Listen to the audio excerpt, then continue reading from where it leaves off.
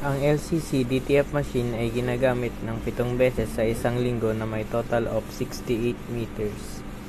Ito ang printer head, capping, head clean,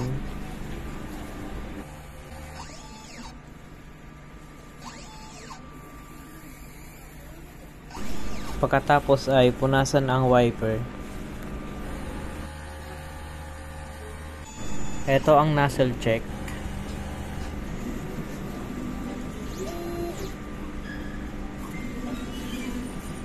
Dapat buo ang lahat ng kulay. Ang ink system namin ay tama lang. Ang waste tank ay nilinis noong October 8. Ang ABR namin ay naka 220 volts. Ito ang ground wire.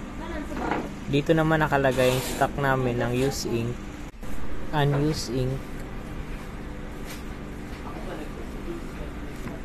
Nandito naman ang stock namin ng media film, resin powder. Ito ang aming output monitoring. Ito naman ang record ng nagamit sa CMYK white isa. Ito naman ang aming daily checklist. Thank you.